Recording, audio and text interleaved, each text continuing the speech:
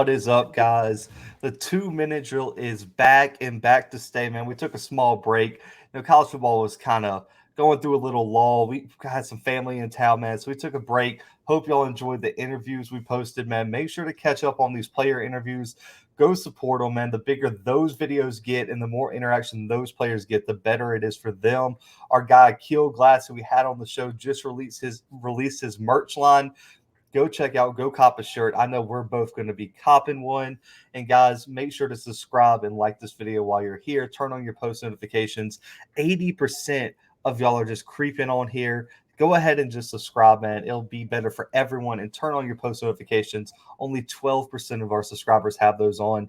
We drop special episodes like we did last night. You can go check out. We lay a realistic path. We try to be the voice of reason in all this craziness for Deion Sanders to the Big 12. We lay out a realistic path to the FBS, which is not through the Big 12. Go check out that video now and like and subscribe there as well. But Brandon, we're going to continue with this expansion talk, and we've talked to Texas, Oklahoma. We've talked about how the other conferences keep up. But I want to move down to the Group of Five level. Which Group of Five conference is going to benefit the most from this? So we could talk about teams they might add, teams who, teams in the Group of Five who could get added to other conferences. Let's break down at this level about college football, I guess college football expansion, conference expansion. So go ahead, man. Which Group of Five conference do you think will benefit the most? So I think number one, and I hope you agree with me because it seems like the obvious choice, it's going to be the AAC. So the American Athletic Conference. Yes, they are going to probably lose some of their biggest contenders. We're probably going to see Cincinnati move over to the Big Ten at some point.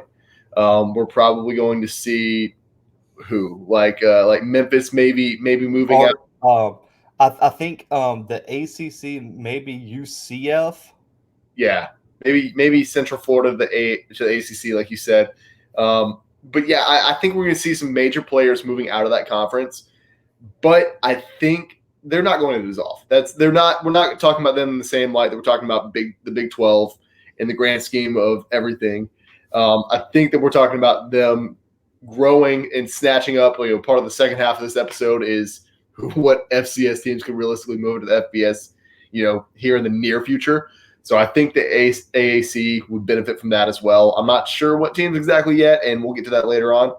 But I think they're definitely poised to have the best potential here from conference realignment, just because of their recent success.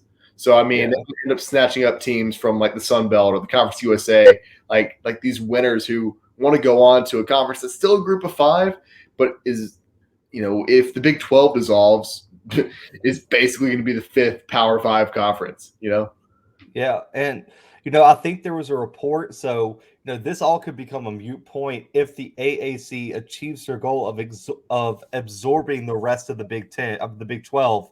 So then they would get the Baylors, get the TCUs, get the Oklahoma States, get the Kansas States. I mean, you'd be talking about a huge haul for the AAC. And, if you can even keep Kansas and Iowa State from leaving Brandon to the Big 10 and get them in the AAC, you're talking about a pretty formidable Power Five conference with Cincinnati, with UCF, with Memphis, with all the Big 12 teams. The AAC, even if they don't add anybody from the FCS level, man, you're talking about somebody, a conference that really and truly could get two teams in the playoffs. And let me say this, Zach, and I know there's somebody out there watching this video going, oh, wait, how do you know that the AAC is going to snatch up these other conferences teams? Well, it's happened in the past. Houston was a powerhouse in the Conference USA 10 years ago. They ended up winning the conference. They ended up having that one season where they went to a New Year's Six Bowl. And the Southern Miss beat them, by the way. Like, we're not going to forget about that. They went undefeated except for that game in the Conference USA Championship. But they ended up going to the American Athletic Conference the year after. I want to say even let's go with the Big 12 here. The Big 12 snatched up TCU from the Conference USA. I know a lot about the Conference USA because I grew up a huge Southern Miss fan.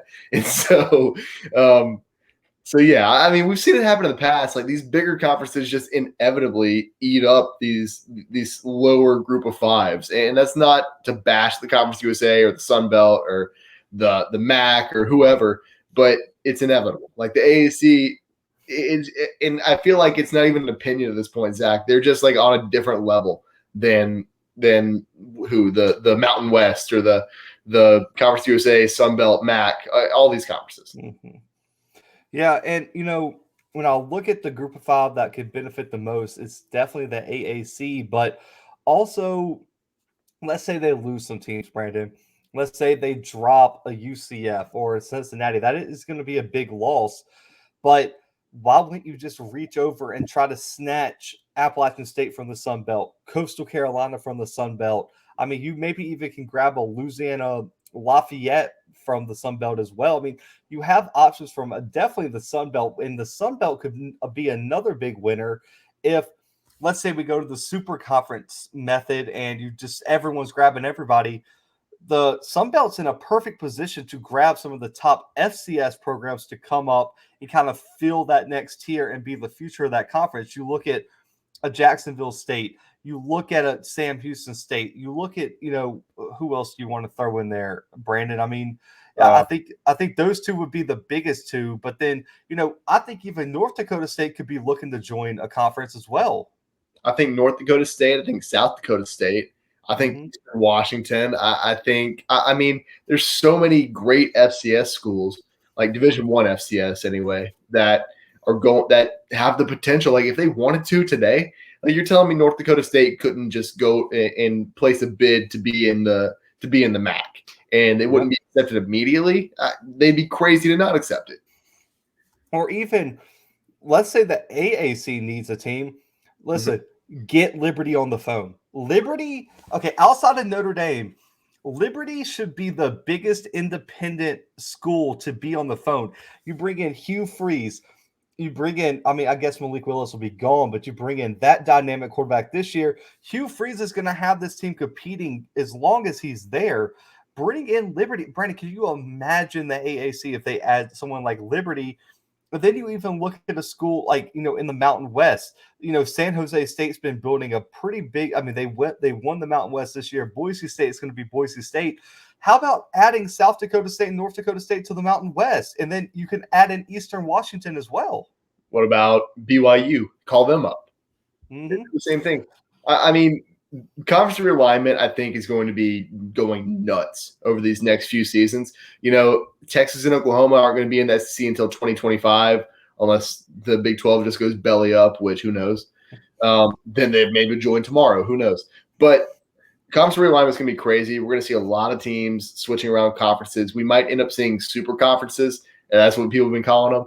The SEC might be 20 teams by the time this is all said and done, and that's just insane.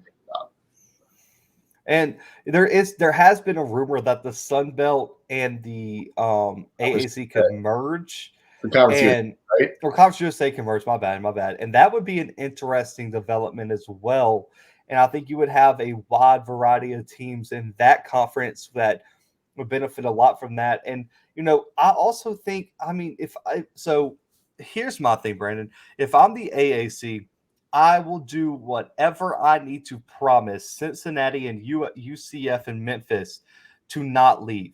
Stick with us. Let me try to get, if let's say they don't absorb the whole Big 12, my number one target would be TCU because you already have Houston in that state.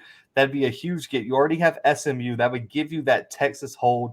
And I think I would reach out, and if they're not going with Kansas State would be a great pick because then you could get that Midwest hold again. You get Chris Kleiman, who's a great up-and-coming coach, and it's Kansas State who has the ability to compete on a big level, and they have had a history of recent success under Snyder and some and now Kleiman in his first few years. And then I'm looking and just trying to snatch either Coastal Carolina or Appalachian State. I need one of those. And Brandon, everybody's saying West Virginia is a shoe-in for the ACC. If I'm the AAC, I'm saying West Virginia, let's come here. We can promise you we're going back to Power 5. You have some Big 12 teams that in this conference. I don't think West Virginia is as much of a shoe-in for the ACC as everyone thinks. I get the old Big East connection. Yeah, that's great. But realistically, the ACC's kind of been quiet on their plans thus far, Brandon. So if I'm the AAC, I'm trying to make a move as quick and as efficiently as possible, because the quicker you can make a move, if you can head off the Big Ten, you can head off the ACC and the Pac-12, that would be huge in terms of keeping this conference together. Because, Brandon, I know it won't dissolve, but losing Cincinnati and UCF would be huge, huge. That'd be devastating losses for the AAC. Let's take another perspective real quick, Zach. And this is something that hasn't been brought up nearly as much. I don't know if I've ever seen it. And not to say that I'm creating this right now, but I don't know if I've ever seen it. What if instead of getting like these super conferences and these conferences that have 20 teams total, what if we saw like they retain somewhere around like 16 teams, and then other teams get relegated to group of fives? So like the Big Ten takes in Cincinnati, but then Maryland goes to the AAC. What if we see something like that? I've seen some things about that.